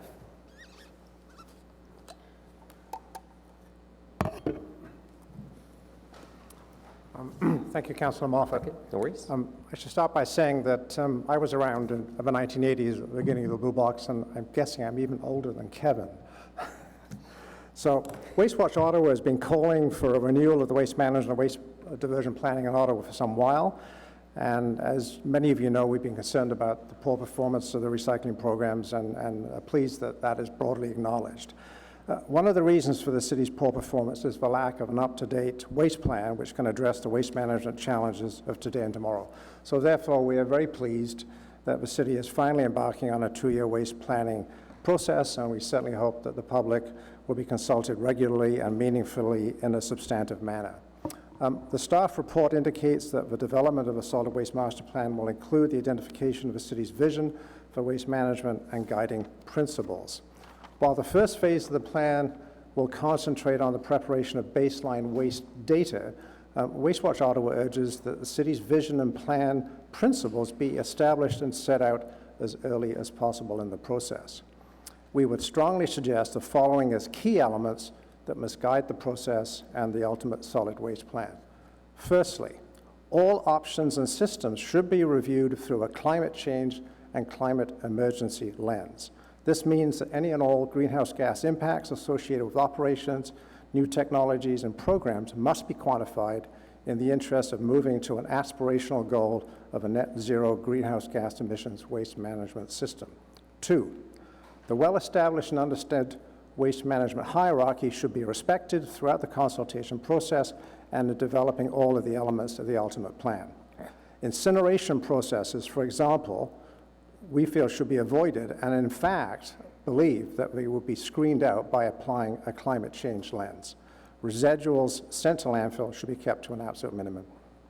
Financing of the waste management and waste diversion system must be central to the planning process, and there should be strong emphasis on incentives and on developing a practical and effective user pay system as a major tool to improve waste diversion and waste reduction. 4, the fundamental aim of the waste plan at the outset should be to extend the life expectancy of a trail road landfill well beyond the current long-term planning horizon. And we have indicated in work we did back in 2017 that improving the city's waste diversion performance by 1 percentage point per year over 20 years would extend the trail road capacity by approximately 20 years to 2065. Our trail road facility is very likely an irreplaceable asset the city is lucky to own. Ottawa is in many respects unique in big cities in Canada in this regard. Its finite capacity should not be squandered or mismanaged. 5, the city should set ambitious waste reduction and diversion targets early in the process and specifically on highly problematic materials like single-use plastics. At a minimum, the city should plan to reach 65% diversion, which would match the current best overall waste diversion performance for a large municipality in the province. 6, best practices should be identified and followed. There is very little in the waste and recycling business that has not already been successfully done in Canada, Europe, or elsewhere. Ottawa does not need to set out on a singular, lonely path disconnected from adapting proven systems, technologies, and programs that have been used elsewhere. There is no magic machine to make garbage go away. 7, the solid waste plan must focus particular attention on significantly improving recycling and organics diversion performance in multi-residential buildings, and we are encouraged that work in this area is underway. We would emphasize, however, that proper resources, both staff and financial, need to be made available to successfully address multi-residential challenges, and we believe that mandating participation in the Green Bin program may be necessary. Our final point, 8, the city must identify in the plan a major role for promotion and education to support and enhance waste diversion. Ottawa continues to spend significantly less per household than other large municipalities, and this is undoubtedly a major reason for our mediocre waste diversion performance. So in conclusion, WasteWatch Ottawa urges you to embed these 8 points into the waste planning exercise and to give the process the attention and commitment that it deserves. And I'm encouraged to see and sense that that is what is happening here today. Ottawa lost its way on several key aspects of its waste programs and policies in the past, and we now have an opportunity to get back on track. We'll follow this process carefully and wish to engage fully in the development of a solid waste master plan and look forward to working collaboratively with city staff and residents on this important initiative. Thank you very much. Thank you, Duncan. I appreciate you coming out today. I appreciate your work with WasteWatch Ottawa, and I expect you will be fully engaged in this process going forward. I know there's a lot you and your group can offer as well, which is going to be beneficial to all of us. Any questions for Mr. Burry? Yeah, Councillor Menard? Thanks very much, Chair. Just on the Chair's point about that, have you had discussions with staff about being a stakeholder group, a key stakeholder group to this point? Yes, we've had actually a couple of meetings with staff and have presented some of the work we've done on user pay, for example, and I anticipate that we will continue to work cooperatively with them. In terms of being a formal stakeholder, I don't know what that means, but we're certainly, the sense we have is that they're interested to hear what we have to say, and we're interested to work with the city cooperatively to make this a success. Okay, yeah, really appreciate the succinctness of the points you've made as well in this submission, so thank you. Thank you very much. All right, thank you. Any other questions? Seeing none, thank you so much. Appreciate you coming up again. All right, so questions to staff. Councillor Menard? I'll just let you sign in to your computer. We'll wait. We have nowhere to be. Thanks very much. So the first question relates to stakeholders. Actually, I just want to start by saying thanks for bringing this report forward. It's been a long time coming, but extremely useful and valuable now.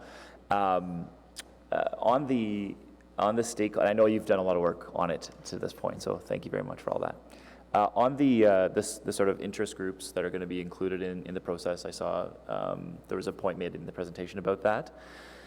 Are you planning on engaging cafes, Waste Watch Ottawa, Ecology Ottawa to be part of either an advisory group or the stakeholder group that you mentioned?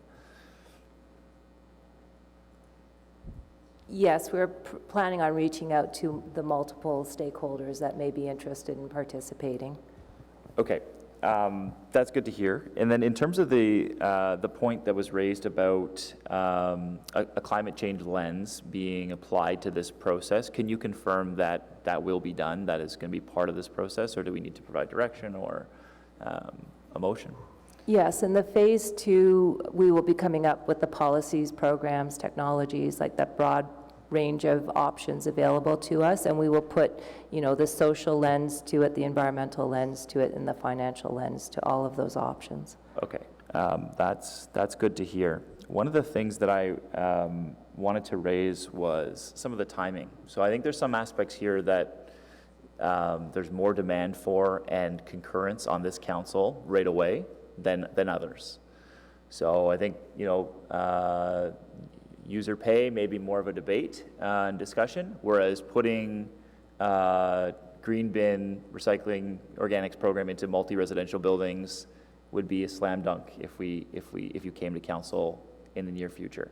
So in terms of the timeline on some of these pieces, I don't want to see us wait as long on some of like the multi-residential, for example, for green bins, as we're going to wait on others. And I think you've sort of addressed the phase 1, phase 2, phase 3 piece, that we're expecting a report in Q4 of 2020 on the multi-residential.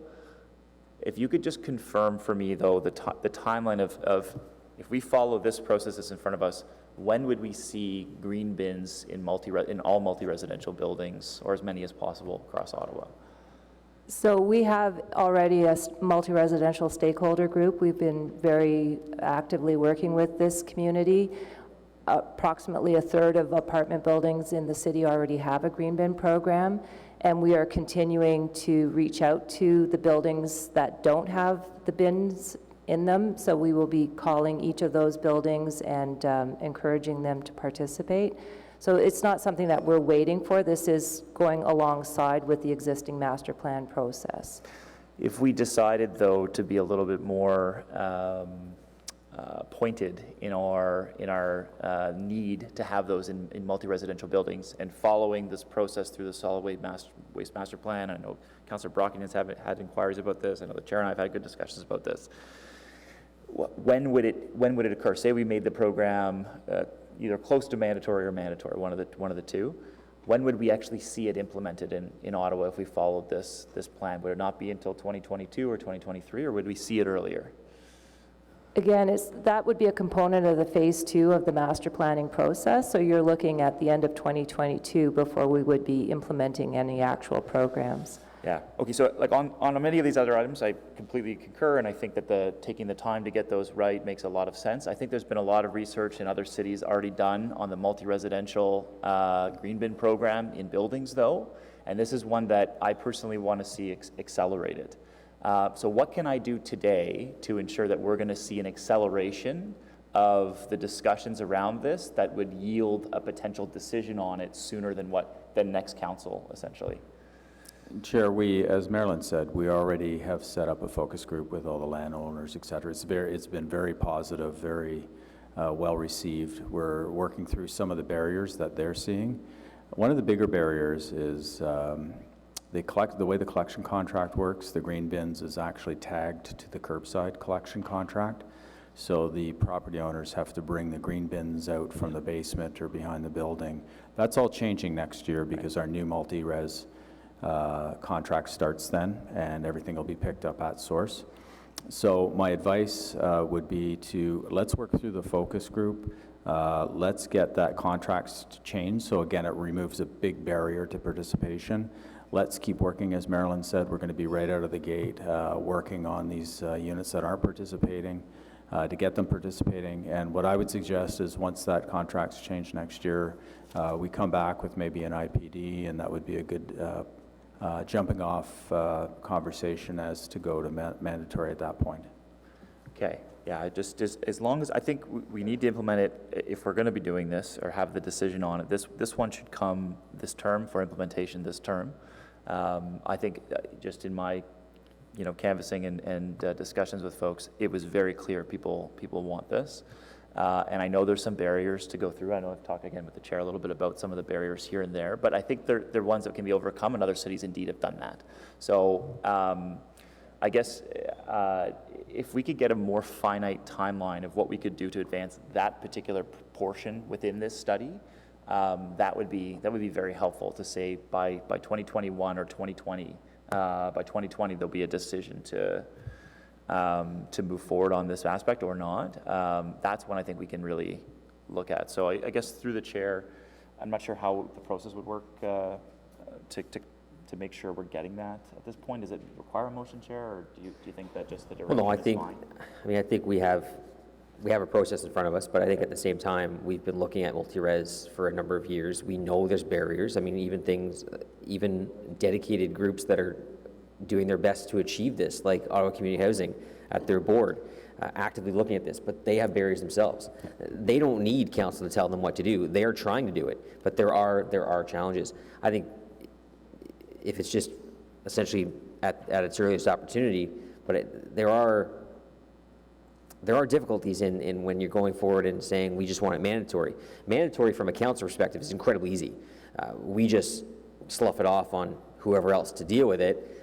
We kind of did our job by saying it's mandatory, but then the ramifications of that are in the buildings, are with the residents. There's a lot more to it, right? I mean, I think when we look at the planning process in new builds, we can certainly look at how new builds are done through the official plan review. I know we'll be looking at that and making sure that our new builds, our new condo towers, our new apartment buildings, we can address those things through building code.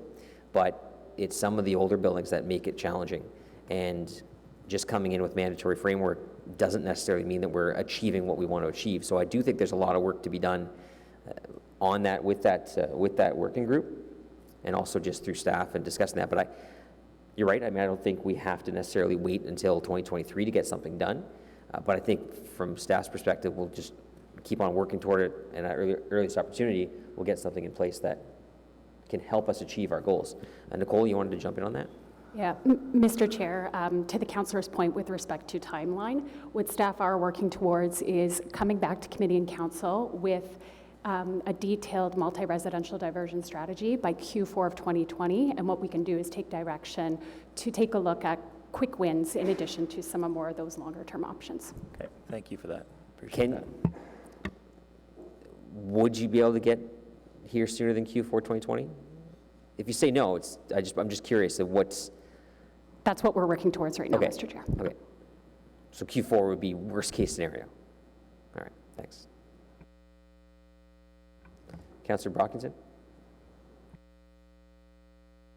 Thank you, Mr. Chair. Just, I echo what my colleague has just said about, I would like to see some mandatory requirements that come out of the master plan roadmap after phase 2. I'm not going to give direction today. I think we've been pretty clear about what our expectations are. I don't want to have to build another landfill. That should not be the goal of the city. It's to prolong that life indefinitely and do everything we can to go towards a zero waste city. I want to be alive when this city declares itself a zero waste city. We can do it. We certainly have a lot of hurdles to overcome, but that should be a goal as part of this master plan. I'm asking this completely innocently, and I don't know whether we embed a political strategy within the master plan roadmap itself, or whether we leave that to members of council to do on the side. But we can get many more objectives achieved with provincial and federal intervention as well. And I'm not sure how much of that we would embed in a master plan roadmap, or whether that, like I said, is something the chair and the mayor's office works on the side. So can you just comment on, we know there are certain initiatives coming through various levels, but again, we can get a lot more and a lot more done faster with that direct intervention. Certainly that is the feedback that we have been giving to all the various consultations for the provincial government, is that municipalities are seeking certainty on the direction. And you're right, once we have that certainty, and if that framework is at a provincial level, it makes it a lot easier for municipalities then to fall under. Currently, you know, there's on the table is in 2022 a ban of organics from landfill. So we all acknowledge that, and we are driving towards that. So we do have to have policies and programs in place to accommodate for that. We just don't know what the ban actually means or how it'll be implemented. Thanks. I think one of the key things, I know we hear the federal government's pandering to groups with that election, but I think the point is that we need to do what we think is in the best interest of the City of Ottawa. And if we want to implement our own ban on single-use plastics through this process, then let's do that. I'm not interested in waiting for a federal government or provincial government to do something for us, because they've shown, regardless of political stripes, that they just aren't motivated to do much on this front. The waste file, provincially or federally, has not been a priority for them, unless an election's coming up and they talk about it a lot, but then they do nothing. I think we've seen that multiple cases. I'm hoping that there's a change provincially. I feel that Minister Phillips was heading in that direction. Now he's somewhere else. So it's a bit of a challenge when you try to tie. One of my biggest criticisms from last term of council was that we did tie our wagons to the provincial government's waste plan, and that got us to this point where we're 4 years after the fact, and we took an entire term off almost.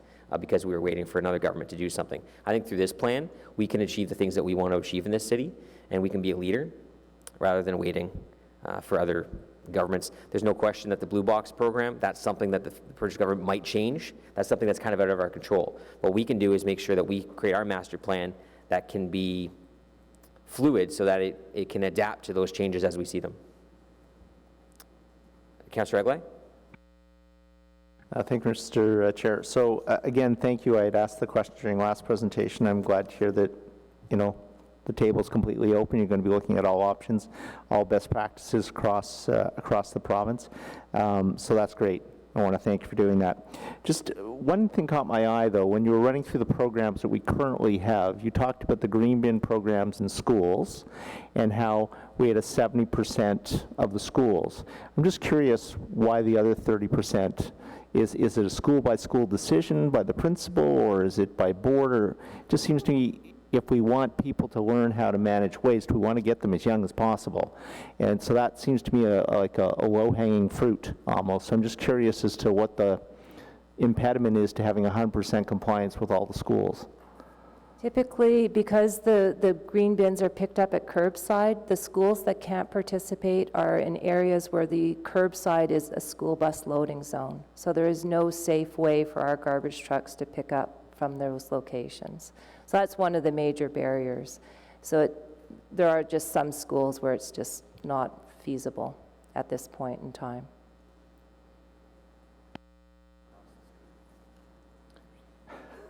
You're right, though, about our youth, because I know if the movie The Purge was legal, my son would spend 24 hours going after people who litter. He's 7.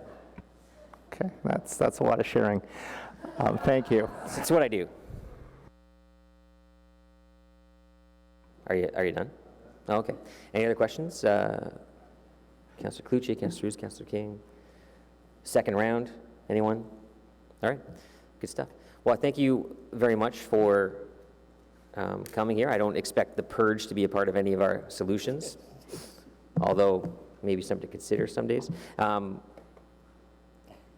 know I just want to thank you for your presentation today. Thank you for your work on this. I look forward to working going forward with this. I know I get to join another councillor sponsors group. I think I'm only on all of them. I'm not on one. I know I'm not on one. The list of what I'm not on is shorter. So thank you for that. I'm just going to get the thing. My computer did one of those awesome restarts while I was sitting here. So I lost my agenda. No, I got it.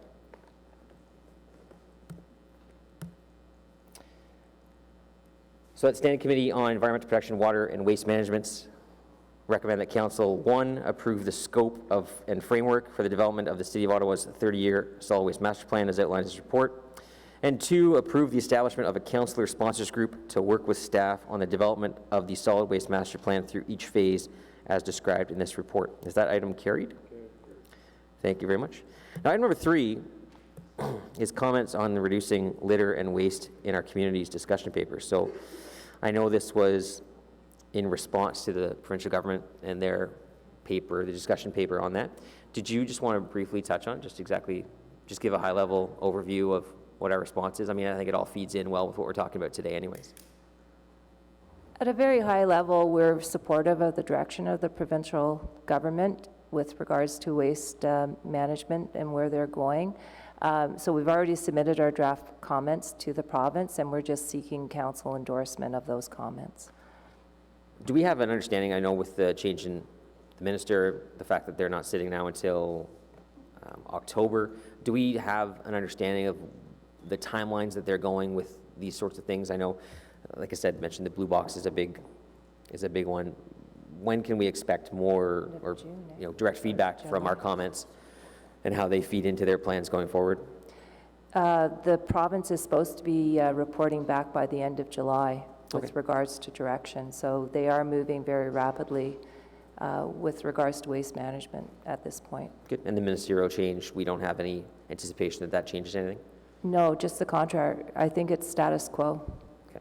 I know Jeff Urick is a fairly motivated individual, so I do believe that they'll keep in that same direction, but that's certainly our hope. All right then, do you have any questions from members of council on that report? No. So do we receive that? There you go.